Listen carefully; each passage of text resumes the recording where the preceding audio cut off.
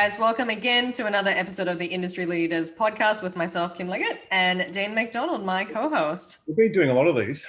We have. We're a couple of episodes in now, and it feels like we're seasoned professionals at it now. It's good. It's literally not even 1 month in, and we've shot. This will be the 7th episode, and I think by the end we would have done 10. But it's like anything we do at Clean Health. We just like to go hard from the outset. And set a strong pace.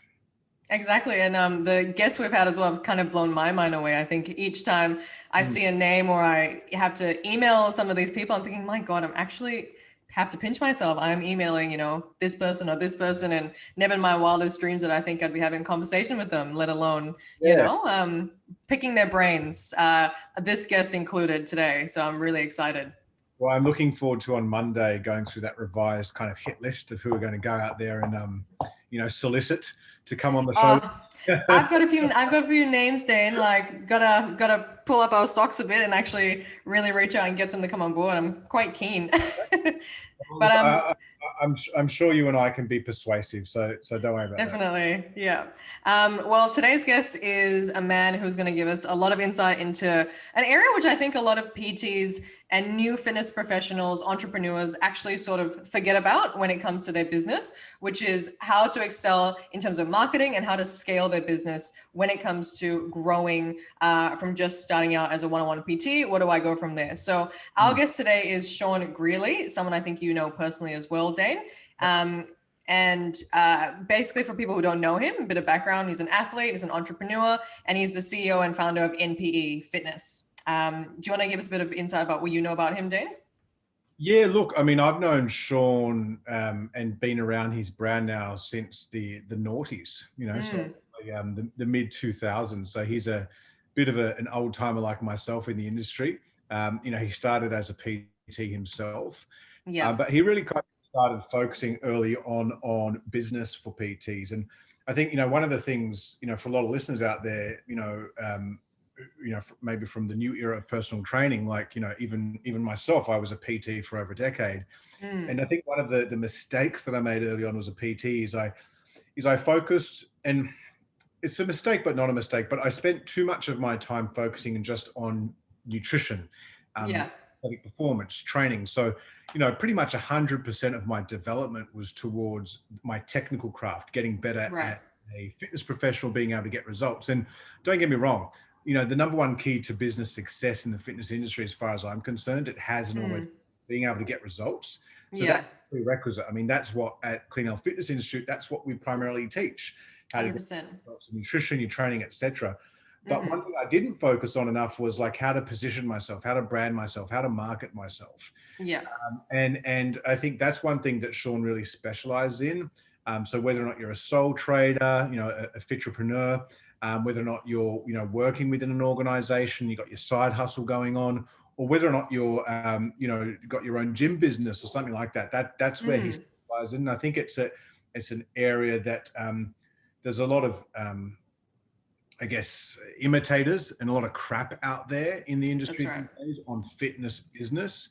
Sean's one of the originals, and he's actually, I've only ever done one fitness industry based business course, and it was one of Sean's, and it was in 2010.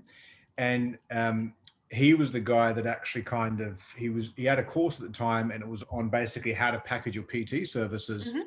I did that course, and at the time I was kind of an ad hoc PT, like doing my 60 sessions a week in the gym.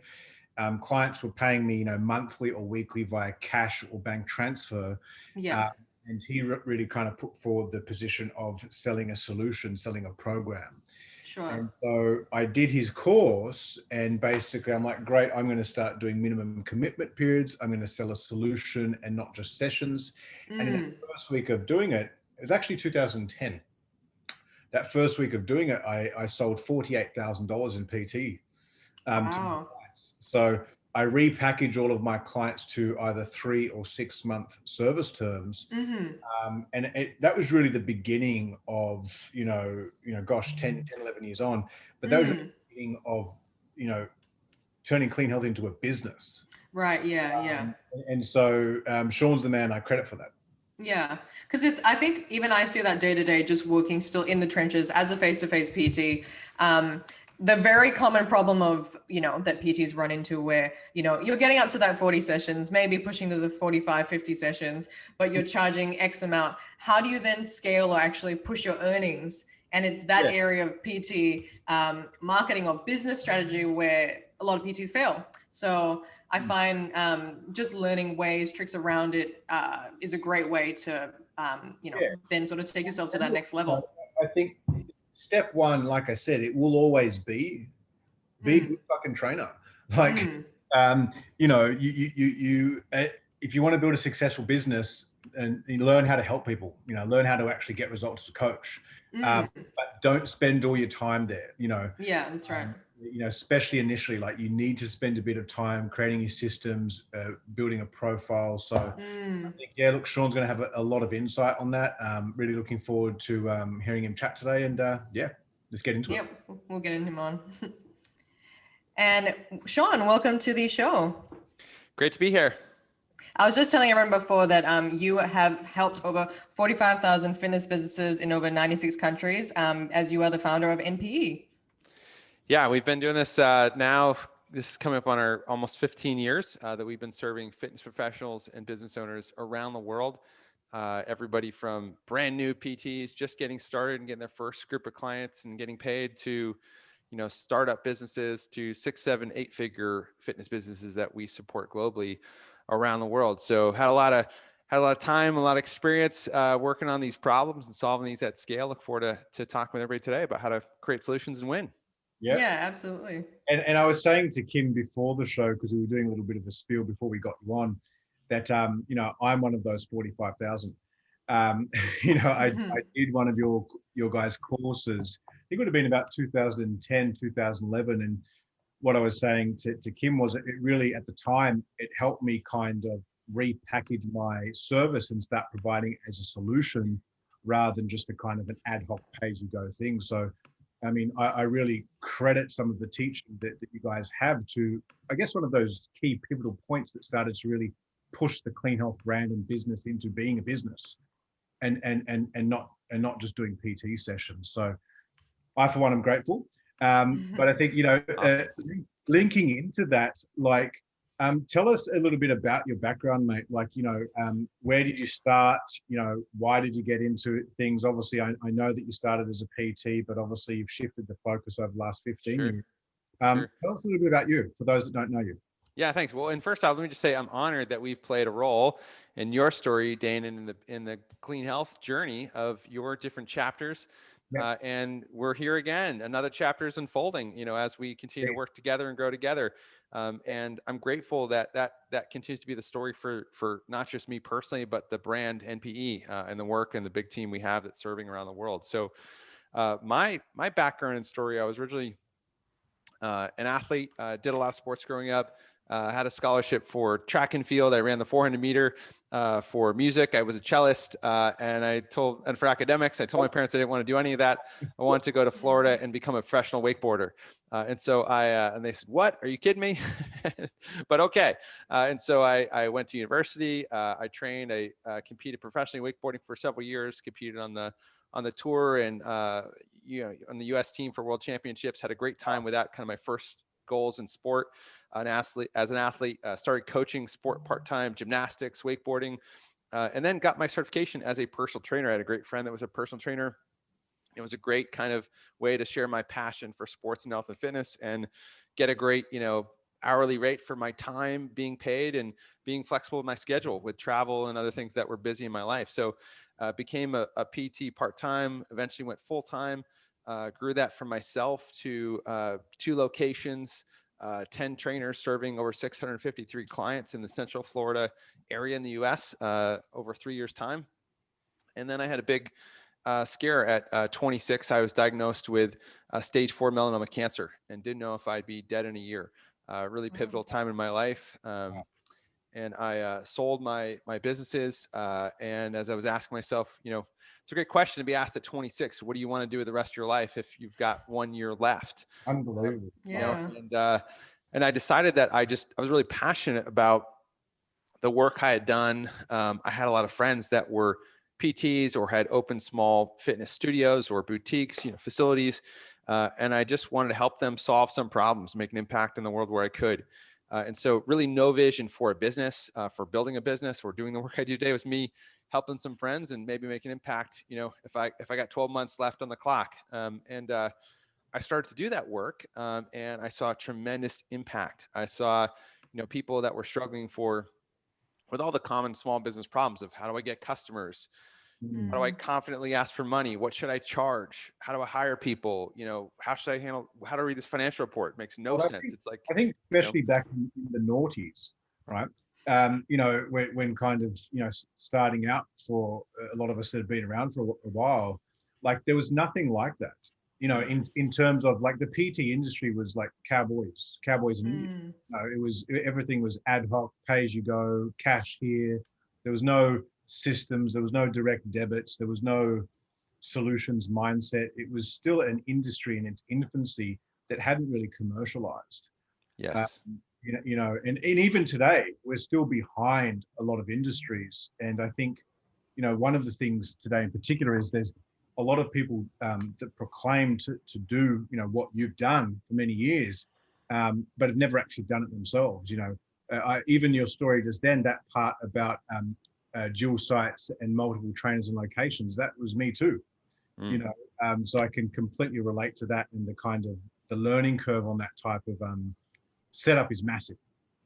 It is, and you get to, I think what everybody discovers is you do good work and you earn the opportunity to work on bigger problems. And there's no guarantee of success. You have to figure things out and you have to upskill and you have to surround yourself with more people and you have to, keep working on all the pieces that allow that to continue.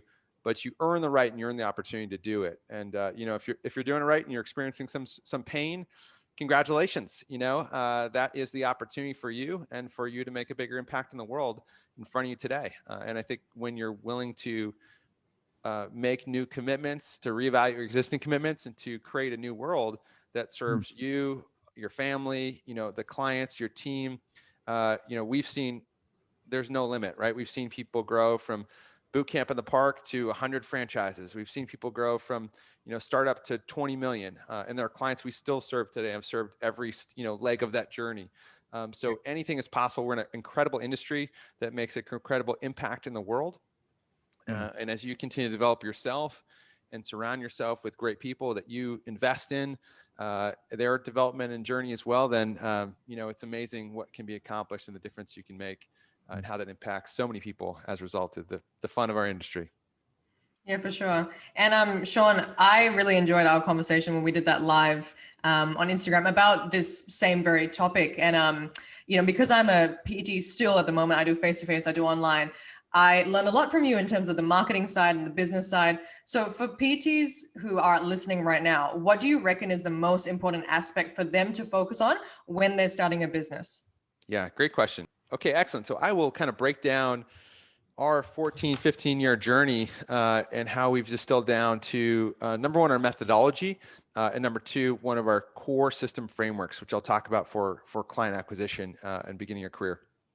So one is to kind of know where you're at. And there are kind of different stages. We really have about 5-6 stages we talk about growth, professional growth and development in the industry. And when you're brand new certified, really you're be clear about what your goal is at that stage. Your goal should be just to, get your first few clients and start earning money, getting paid to deliver services. We like to set a goal a benchmark we set is we like to get you within 3 to 10 paying clients within 60 days of teaching you some business skills and fundamentals and give you some tools to operate. And you're getting paid. You're getting, ideally that would be, 2, 3, 4,000 a month in revenue. You're getting some experience and you're getting to get your foot in the door, really. Step one. And if you're newly certified, that's where should be your focus should be. And invite you to learn more. We've got a ton of free resources and stuff that can give you more in that direction.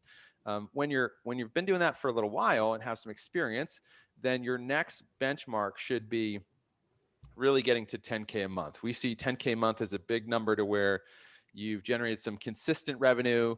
to support yourself, to reinvest in the business, because the businesses are like, babies. You got to feed them a lot, and they eat cash. Tell me about it. Yeah, and so you got to have, you got to have that food to feed the baby, and to allow the baby to keep growing. So We've been feeding the baby for 13 years now.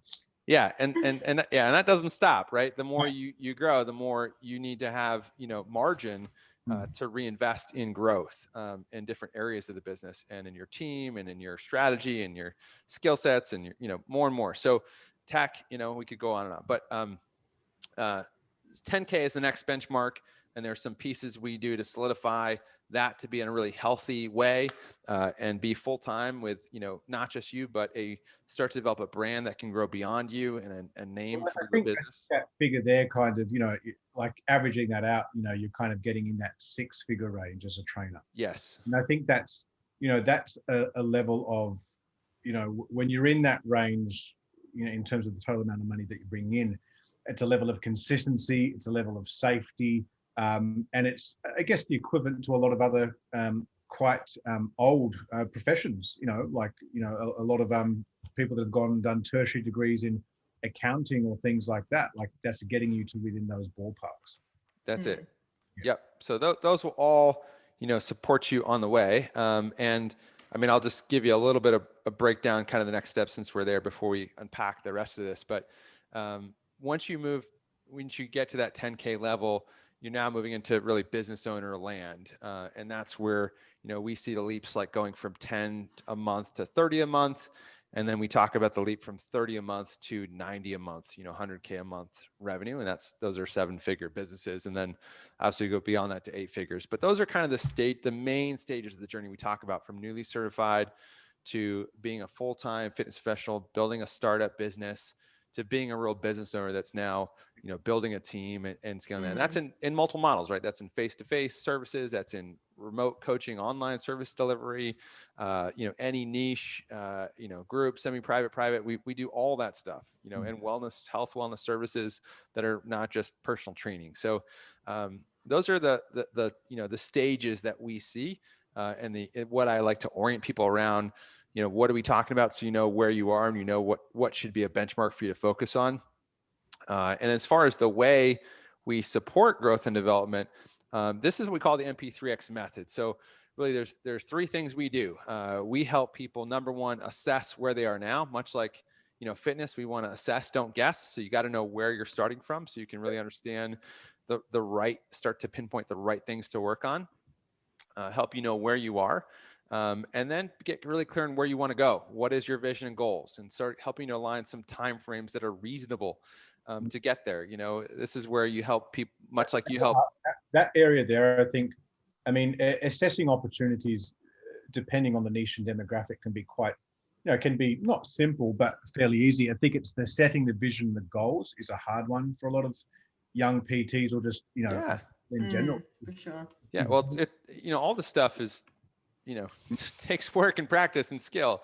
And this is where having, working with someone who's experienced, much like you help your clients set appropriate vision and goals that are challenging but realistic, and keep people engaged and motivated when it comes to their fitness journey. That's what we do for businesses. And that's what we have decade plus of experience doing. So we can help guide that direction there. And just to give some context, I guess, maybe to that a little bit, going from the 2 to 3K a month to 10K a month level, really, if you're moving along a reasonable clip, we like to see that about 18-month journey is quite reasonable. There's people that never get through that, and 10 years they're still at that point. There's people that do that in a much faster time frame, but 12 to 18 months is a good benchmark where you can have a sustainable, manageable growth and be in control, and not lose your mind. So and then we've got kind of other time frames to the other legs of the journey, but that's a reasonable benchmark to speak to. And then we get into number 3, which is really about defining your priorities, right? It's like programming. What are the most important things I should work on, and how do I bake those into my plan given the capacity I have to go do the work, and energy and bandwidth and time, and how do I efficiently get the work done? And so this is our 3-step process. We do this over 3 areas of growing a business. So when we talk about growing revenue, top line revenue, right? That's really about your clients. So how do I attract more of the best clients? How do I keep them engaged? How do I do things that involve my product service line to extend their lifetime value, be of more service to them? Those are all kind of conversations that we explore when we talk about growing top line revenue. Then we get into managing profitability. You know, if you feel like you got a lot of growth and there's not a lot left over, that's where we get into managing operations and finance and the efficiency with which your business creates profit and has profit left over to pay off debt, to pay yourself, to reinvest in growth. All those things come from good, efficient operational execution and good cost structures that you need to start to understand and manage for business success, and be proactive in the timeframes that you look at and manage those. It's much like, you know, taking care of a car. You know, it's not a question of if you run a fossil fuel, you know, car that takes gas, and not an electric car. It's not when you're going to run out of gas. You need to know how to read the dashboard that says, I'm low on fuel, pull over and put gas in the tank, you know. And same thing with, you know, that's one of the first things we teach people in business in our mid-level and high-level programs is we do a cash forecast. We teach people systems we call it Cash Dash, to be able to look at a rolling 12-week forecast of where you get, what is the cash you're going to have in the business, because that needs to lead your decisions. It's much like, you know, where do I want to go on a trip with my car? Well, the first thing to know is how much fuel do you have in the tank, and when are you going to run out of fuel, and where do you need to pull over and get gas, right? Like that is, unless you know that, you're just in fantasy land making decisions, right? And you're going to get in a lot of trouble. So I think, one of the reasons why I really love what you guys do is, you know, if I think back to when I was starting out as a PT, like managing cash flow, forecasting, things like that, these were just not things that were taught. You know, today, in today's world, like, you know, PTs have got access to amazing information like this to really cut down on the time it takes to get them from point A to point B, you know, point B being their end game, and learning from other people's mistakes. You know, so I think this type of stuff provides a massive opportunity for trainers to really fast track their career success. Yep. And as you start to grow, the last piece of this system is really, you know, how do you start to build a capacity in your business to continue to grow? How do you build the right support structures around you? That might be, you know, early days, some stuff you outsource, like outsource your website, or outsource someone to do, you know, some different things that companies that do it better, faster, and cheaper, you know, than you're going to do figuring out yourself. It can also be like hiring a VA to start to help with some part-time things that are administrative you can get leverage on. Or it might be hiring your first coaches, or developing those coaches into managers and people who can actually oversee locations, or, you know, whatever the case may be. But this is how you, you know, you've developed revenue when you talk about clients, you develop profit when you manage the business, and you get more freedom, and you get the opportunity to keep doing more things to make a bigger impact as you develop your team. So these are the 3 steps we do across these 3 areas of the business. And our goal really in each of our programs, and I talked about some of those frameworks and guidelines, is to 3X your business, really. You know, wherever you are, what does 3X look like? And then we get to go, you know, can do that again. And it might just take longer to do that. And we got to work on new things and recommit to, you know, a different role we play in the journey at different stages of the journey. You know, much as Dane, as your role has evolved in clean health over the years, you know, and continues to evolve, you know, we all have to reevaluate the role we play and how we support and how we align things to go keep working on these areas and keep growing the business. And I think that's, you know, point 3 there, and that evolving and growing. I think, you know, after about 3 years, that's probably one of the biggest challenges is, you know, it's that sticking point, that plateau point. You know, you get to a certain point and then you can't get through it. You know, a lot of the time it's due to the fact that you're not being specific with task delegation, or you're not being specific with what you need to do. Or if you've got a team, you know, you're not holding them accountable and mentoring them and developing them to do what they need to do. So I think, you know, no matter what part of the journey you're in, I mean, you know, anyone who says that, you know, they've got a perfect business is lying, because there's always something that can improve. Yeah. And when it comes to fitness businesses and certainly service businesses, these are the 3 areas that you're going to be working on forever, as long as you own a business, you know, and want to manage it and, you know, grow it over time. So this is our methodology. This is what we teach. And Kim, to circle back to your question, If I'm a new PT, where do I start? Yeah. You start learning how to serve clients and generate revenue, right? And that's the first problem. You got to earn the right to work on the other stuff over time, right? Much like in fitness, we're not going to touch a barbell till we learn how to do a body weight push-up, right? So in business, we don't get to work on those other things till we learn fundamentals. And when we talk about growing revenue, this is what we teach for the perfect client journey. And really, these are 3 stages we talk about in growing and developing clients that are not short-term transactional relationships, but are lifetime relationships where we're really serving people, adding value to life, and making a difference for the long term. And when we're just starting out, the most important places to begin is really right here. This part in stage 2, you'll see there's 3 stages. There's 9 parts of the system that we teach. This is our step-by-step process, right? And we're working on this framework with startups and with 8-figure clients that we support. It's the same framework. We're just deeper down the rabbit hole of components of this to make it go. In the beginning, what you need to learn how to do is know how to price yourself appropriately. And that is evolving today when we talk about online and offline and mixed services. We'll talk about that. That's a big discussion point in our industry today. But learning how to be confident in how to price yourself, how to ask for money, how to lead people through commitment conversations. This is the most important thing in what we do in fitness. It's not like selling a TV, or selling, electronics, like you buy it, there's instant gratification.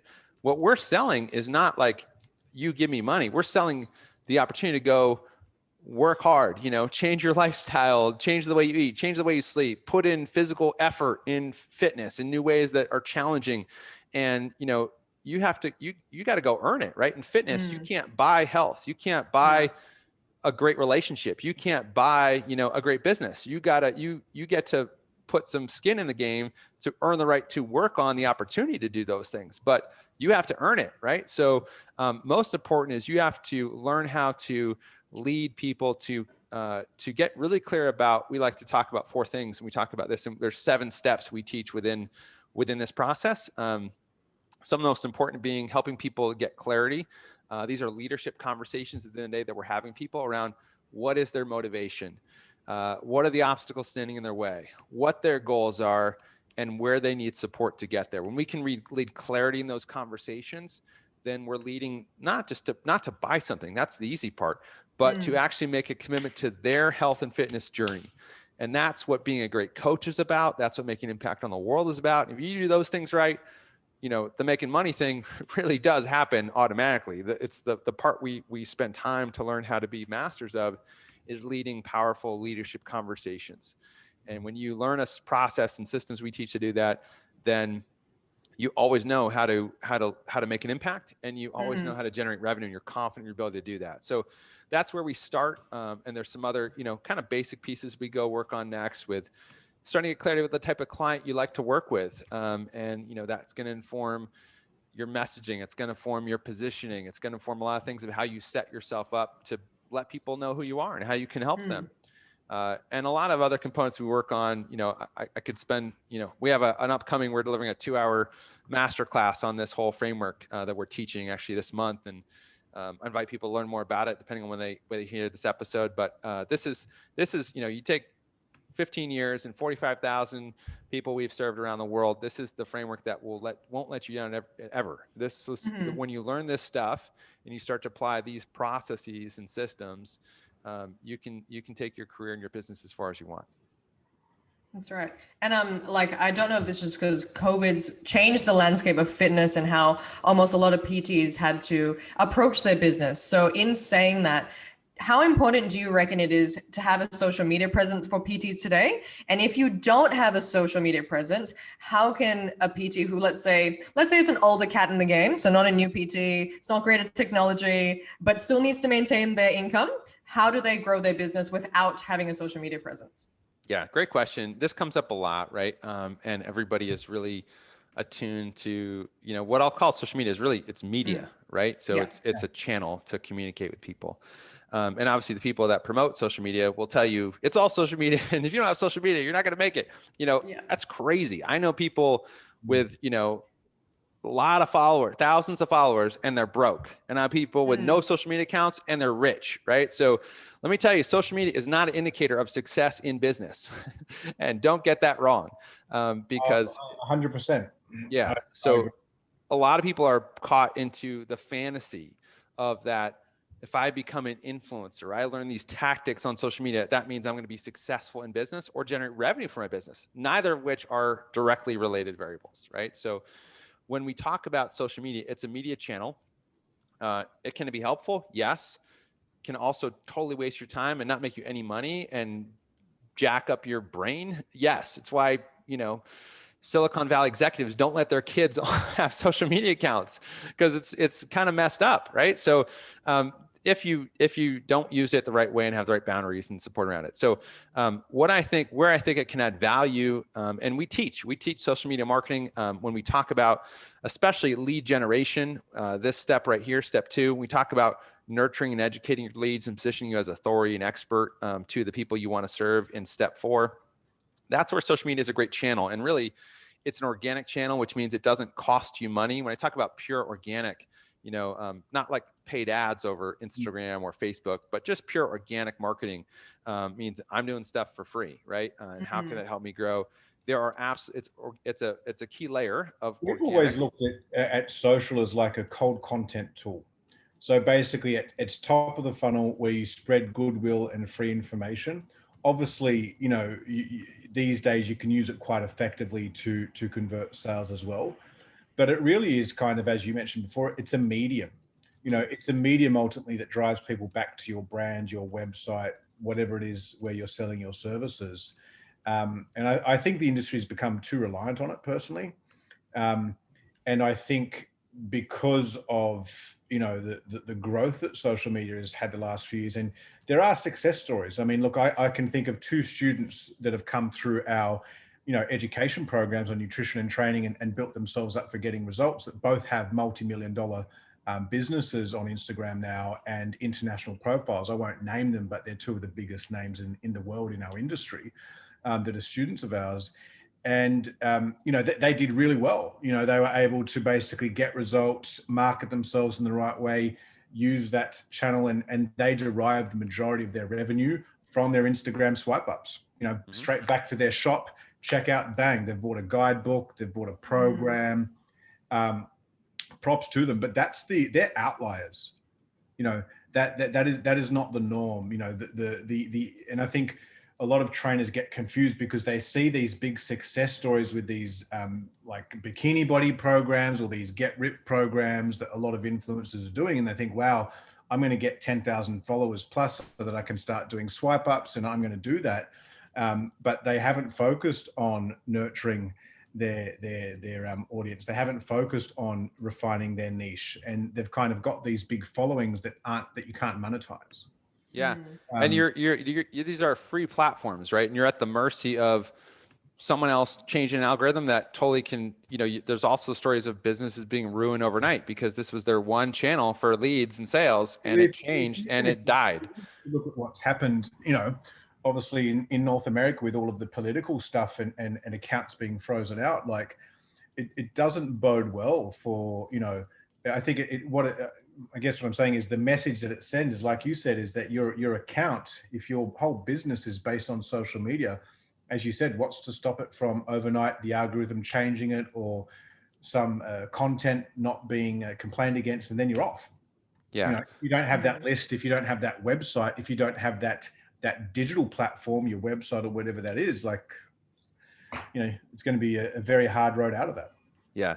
What I'll take a moment just unpack, because I think that this is helpful in answering the social media context question. It's the context in which we're talking about this stuff. So when we talk about generating leads, right, this step 2 of this perfect client journey, there are really 3 main channels we talk about. So one is an organic channel, right? And under organic is things like SEO, things like organic social, and really even more importantly, things like local search, like Google My Business, right? So we have businesses that are getting 40 leads a month, all organic from Google My Business. These people who are looking for you, going into Google, searching, right? Personal trainer in my area.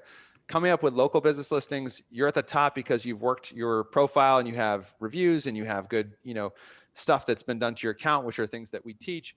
And they click on you first, as opposed to those 5 other guys, right? And you're getting the highest quality leads who convert the best, who, cost you nothing because you've invested in. I'd much rather you spend time building a Google My Business account that you do one time and just lives I know, and to reinforce your point, I have a friend of mine who, they're actually former students of ours as well that have done our courses, and they have a gym in Sydney. They have a very small social media account. It's got maybe 1,500 followers. So if you looked at their social media account, you wouldn't realize that they're doing 400 PT sessions a week. Mm-hmm. Exactly. With 15 trainers, and it's all through Google My Business. That's it. So when we talk about this, or like the channel called organic, and then there's sources underneath there, and then within the sources, like Google My Business, there's tactics, right? Things we're going to do to make that work. Organic is the first place you should start marketing your business, and you should master the organic channels. And there's way better ones than Instagram to be focused on first. In terms of the return for you and the value, where you do it one time and it just works. It's not like every day you got to feed the machine content or it dies. So organic is first. Second is really the partner channel. So when you're developing relationships and networks that can help feed your business, obviously, Clean Health and NPE, we're a partnership, right? So I'm on your podcast, you'll be on my podcast. Our audiences are getting to know each other. This doesn't cost us anything, right? And it starts to scale the networks, right? And we start to scale the input. There's a lot of stuff under the partner. In a local relationship, we refer people to BNI and, Business Networking International, where you learn how to go to a meeting once a week and learn an elevator pitch to speak about the value you create and meet other businesses that, have customers and clients that can be your customer client, and things that are very easy to do and build your skill set and start to develop that channel for you. And the last channel is paid. We actually look at advertising and spending money on ads. And this is where a lot of people think they should start at ads. They lose money because they don't know what they're doing and they don't have things figured out. And it's a machine. You got to keep putting tokens in to keep playing and lose, and then put more tokens in, right? So paid should be the last thing. Organic is where you should start. I think there's some value in social, and we teach people how to be successful with social and Instagram and Facebook, and there's different strategies there. But I think it's important to know where you are in the context of your career, of your goals, and be really efficient in your strategy, in your tactics, and how this is going to fit together and how it's going to evolve through the stages of the journey for you and your business, right? Because it's such a broad topic. There's so much to do. You could waste hours and hours and hours. You could lose your mind and have nothing to show for it. That we want to, I always encourage people, be very clear about the output you want to create. And so we can be efficient in the work plan we designed to get there. Right. Because you could go do, it's like, I could go do walking for my cardio and spend hours walking every day, or I could do a couple sprints for a few minutes and be done, right? With interval training and bounce my calories. So it's kind of like the same thing. We got to be clear about our plan, given our goals, given our capacity, and just being smart about this stuff and not getting lost in fantasy land, because it is fantasy land. Okay. And don't mistake that. Yeah. And I mean, obviously, that's talking a little bit about online coaching and things like that. Obviously, the with COVID, you've seen the rise of hybrid, right? So people that are still doing some face-to-face stuff and doing stuff online. Talk to us a little bit about kind of strategies there and some of the learning experience that you guys have had from working in that space with students, in particular, over the last 12 months. Yeah, great conversation. And I love talking about this one because it's been a huge shift and a huge growth opportunity for businesses and professionals in our industry. So, remote coaching, online training has been really a niche thing that's been around for many, many years. And the people that have, built a business around that have been very successful. But, the bulk of the industry has been going to gyms and going to studios, and that is how they engage professional services when it comes to fitness. COVID changed all that last year, right? So we saw everybody being shut down and every consumer saying, well, I can just keep, ordering Uber Eats and watch Netflix and getting fat and not feeling well, or I got to find another way to engage this part of my life. Yeah. And it's why you're seeing growth in Peloton. It's why you're seeing, Lululemon acquire Mirror. It's why you're seeing Tonal and these other, direct to consumer models of big companies trying to serve that market. It's why you're seeing also this splinter effect in studios and gyms. Big gyms are hammered, right? And that's why there's so much bankruptcies look, at big. they're struggling. I mean, especially if you look at some of the ones. I mean, I know through the grapevine here. I won't name some of the big chains here in Australia, but they're bleeding. One of them in particular, 5-6 million a week. Yeah. Not to mention you look at Equinox that's under administration and things like that over in North America. So I think COVID has disrupted the industry Massively. Sure. Massively.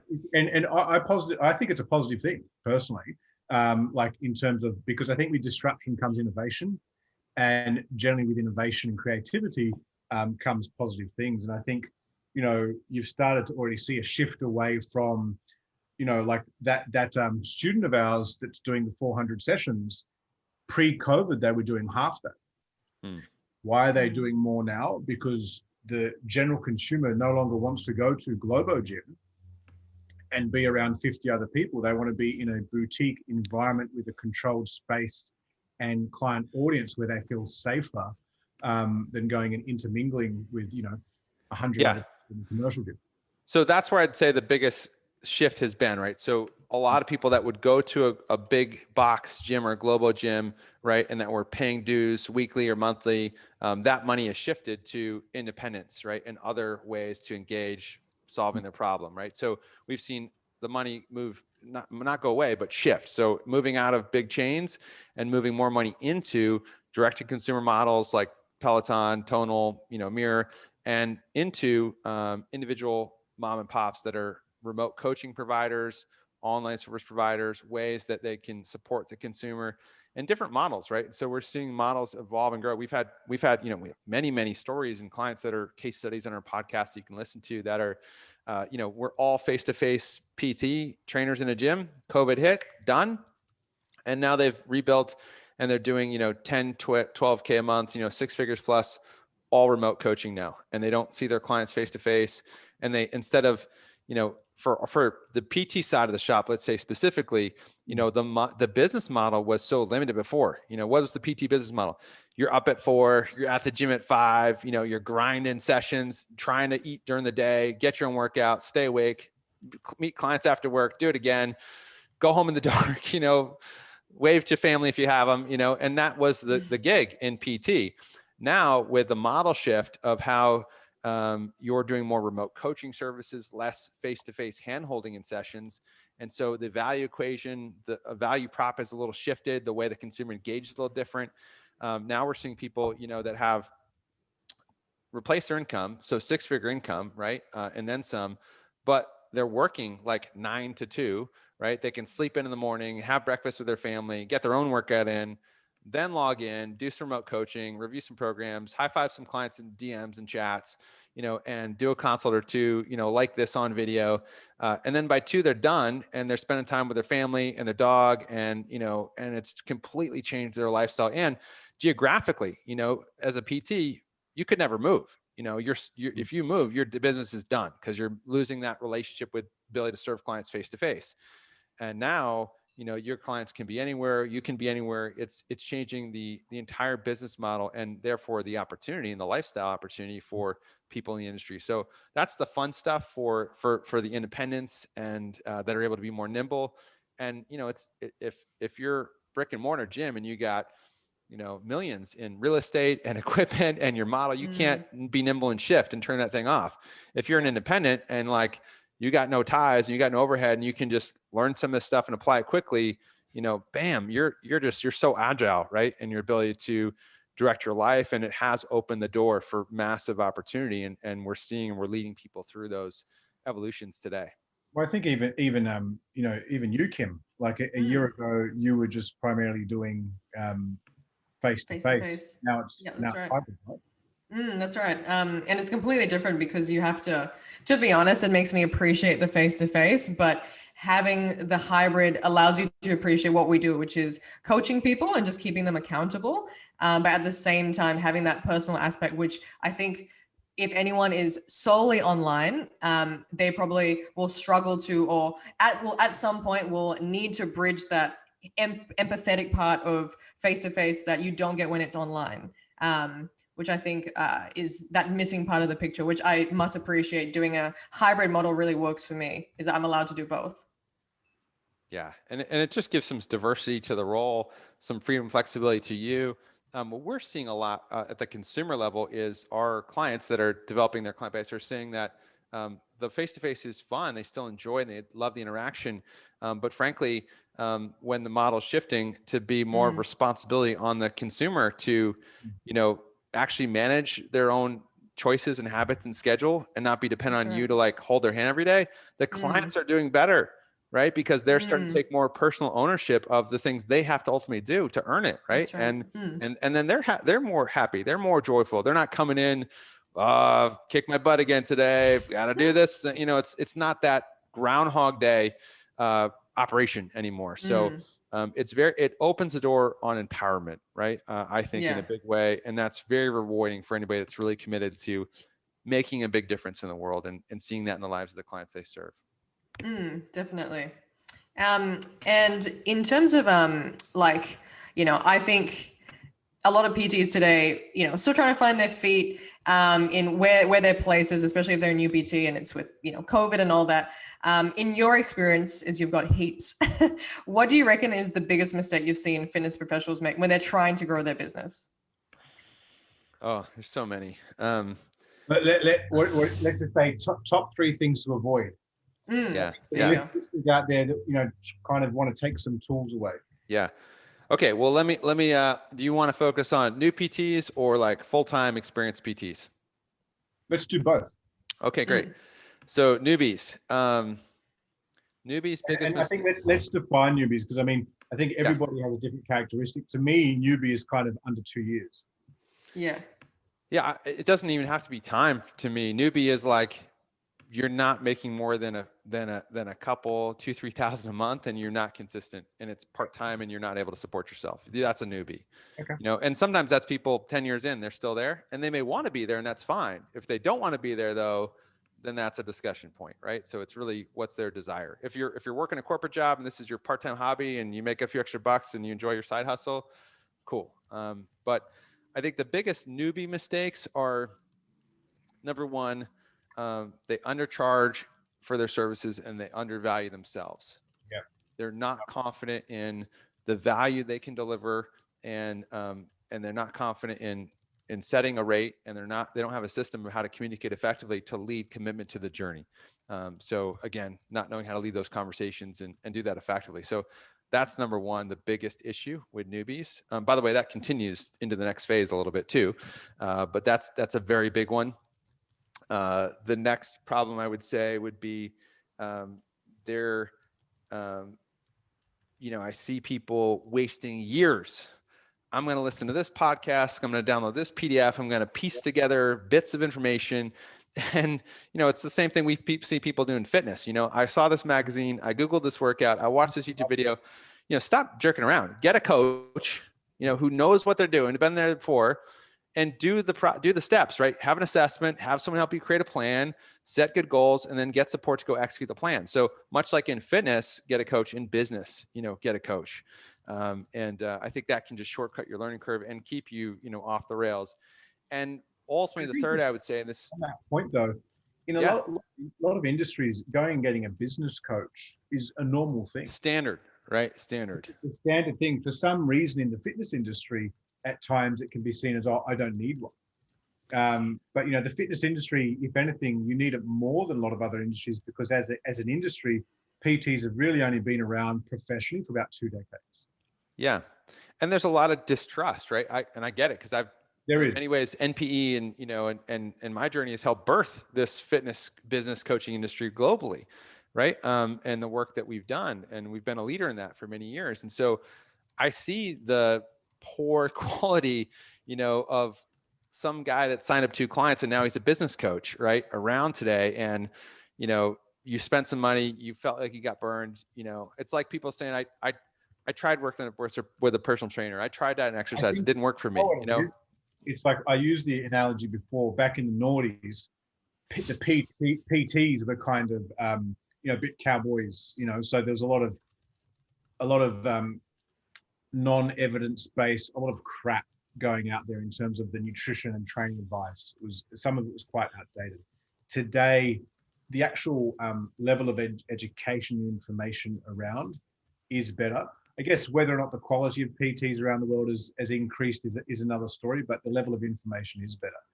I think, today, there's a lot of information out there for business or business-related information in the fitness industry, but the level of information is actually poorer. So, you've got great information if you want to get technical as a PT, like from a consistency standpoint, because, you talk about education providers, there's us, there's Exos, there's NASM, there's PN, there's lots of other providers out there that weren't there 10 years ago that can give you good quality fitness education. But in terms of fitness business education, there's you guys, there's the PTDC with the Online Trainer Academy with John Goodman, who does an amazing course there for online coaching. Kind of stops pretty short, right? So, yeah. And I would just, the third maybe piece I'd add there, and this runs the gamut across new and experienced people in the industry as PTs or business owners, is, what we really believe at NP is that business education is the key to your continued success and development. And that means that I'm continuing to grow my knowledge, my skill sets, and my capacity to be more successful long-term. The short-term things we do today to get a win today, to create a sale today, get a lead today, that kind of stuff. But if I'm not investing in my capacity, like my work capacity, right, when it comes to fitness, to do more over time, and I'm not investing in my business capacity to learn more skills, to have more ability to do things, to understand strategy and execute systems and have people around me, then, you run out of gas in the tank, and you're going to be ineffective. When you get to certain stages, you don't have the tools and the systems and skills you need to break through. So continue to make always and forever those deposits in the bank that keep you healthy, keep you having, something to give and having the tools you need to be effective when you come across those places in your journey where you just need new skills to break through. And I've always had when it comes to professional development, I've been very big on it since I started in my career. And I think one of the mistakes that I made early on as a PT myself was I spent my first 5 years in the industry, I spent literally 100% of my development on becoming a better trainer. And don't get me wrong, that made me a very good PT. And I was fortunate enough to build myself up to the point, come 2010, where, I was one of the highest paid trainers in Australia and I was making very good money. But I knew fuck all about business. I knew how to build a brand. I knew how to build that brand up because somebody would come to me not happy and unhealthy and I'd get them happy and looking good. But I didn't know how to work on the business. So I think, one of the things that we've always said to students is, we've kind of had some guidelines, like years 1 to 2, it's like an 80-20, 80% technical, 20% business. Years 3 to 5, 50-50, 50% business, 50% technical. Years 6 and onwards, 80% business, 20% technical. And you can play around with those concepts however you want to work. That's something that we've always done. But I think the main point is, when you start off, yes, you need to become a great trainer, but you also need to learn about business, because there's no point getting great results if you can't retain clients. Because if you can't retain clients, because of how you're packaging your service or your professionalism or lack thereof, you're not going to grow a sustainable business long term. Well, I think if we're going to talk macro, I think as a whole, the industry, how many of us know trainers that have 30 certifications and alphabet soup after the name, and they're broke. They're still living month to month. And if they have a bad month, they can't pay their bills, right? Yeah. They got a lot of education and certs and certificates of paper, but they just don't have basic business skills and fundamentals they need to succeed, right? I think there's a ceiling too. Like if you want to go down that path and kind of, get really academic, like go and get your PhD and work in a uni, or a university, like become a lecturer. Something like that. I think until the university education system falls under, that's another conversation we can talk about. Yeah. I mean, look, and Hey, trust me, I've got very pointed opinions on that too. But I think like it's one of those things where you're right. Like I've met a lot of amazing, much smarter than I was as a coach, but they had horrible businesses because they just hadn't learned the fundamentals, which, you know, obviously you guys teach exceedingly well. Yep. Absolutely. So hopefully we inspired people listening to this. Commit to your business education and don't stop. You know, keep building your capacity, your skill sets, your capability to make a bigger impact, not only in your own life, but in the communities you want to serve and the markets you want to make a difference, and the team, you know, members that you develop around you. You know, when you have more capacity, you can make a bigger difference in the world and whatever you want to accomplish or achieve. Yeah. And look, you've given so much great advice on the IG Live that you and I did, Sean, and even did today. Now, for NPE, what does 2021 hold for you and your business and the brand? Are there exciting projects you're coming up with, new offerings, things like that? Yeah, I mean, our core markets we serve are just what I shared. So we serve newly certified fitness professionals. We serve full-time, you know, career pros, and we serve businesses. And we do that across, you know, startup to 6, 7, 8 figures. We have 4 main programs that we offer that support those different phases of the journey. You know, we're still focused on just continuing to optimize, develop, and grow our, you know, support our clients going through those stages of business development. We have a ton of things that we're doing on, you know, internally. Last year was a great year for the company, you know, in terms of revenue, profitability. As a business owner, I've reinvested heavily in bringing on, you know, 2 C-suite leaders that support continued growth and leadership in different areas of the company to continue to grow and serve and make an impact in the world, which is our mission. We have a big mission on 10,000 active businesses that we want to serve at NPE that we're working on the next few years here. And, you know, we're excited around the work we're doing to support that on the product side of the shop and, you know, and the things we do in product and IP and marketing and just connecting our client journey, you know, to serve people across growing this area. And we're working on a ton of exciting projects. We got some great leaders that are, you know, pouring into different areas of the company, and we're continuing to make an impact, you know, in around the world. So I'm pumped for this year. I'm pumped for the next few years. We just got great things going on here, and much more to come. Yeah, we love the work you do, and I think every fitness professional, whether you're a newbie or you're, you know, been in the game for a long time, can take away heaps from what you do. So thank you very much for your time today, Sean. We've truly appreciated chatting to you as always. My pleasure. We'll invite people to come check us out. You know, we have got a ton of free resources on our website you can download and get access to. If you're not yet a member of our Facebook group, you can go into Facebook, search NPE Fitness Business, and join the group for free. You can get some free downloads. In fact, our community manager, you'll find, was one of our former clients of the year. He's giving away a case study now. You can get that in the group on how he generated 121 clients in 90 days. And it's an awesome case study. He's got swipe files, all kinds of stuff, and you'll get to meet. We're doing lives and all kinds of stuff in the group every week. So come check us out, and we look forward to meeting you and getting to know you and supporting you on your journey. And look, to echo Kim's statements, and I kind of, you know, in the intro prior to getting you on, I mentioned this, like, you know, I think both, you know, as someone who's done your guys' courses back in the day, but then also someone, you know, as a company that's partnering with you guys, I can't recommend your guys' stuff enough to fitness professionals out there. You know, it doesn't really matter if you're kind of new to the industry or you're at that sticking point and you want to take it to the next level. You know, NPE really is one of only a handful of fitness business coaching services out there globally that I would recommend, that Clean Health would recommend. So yeah, great to have you on board, mate, and look forward to seeing big things from you guys this year. Thanks, guys. Pleasure to be here, and look forward to talking with everyone down the road. NPEfitness.com is the website. We'll see you soon. Great. Thanks, Sean.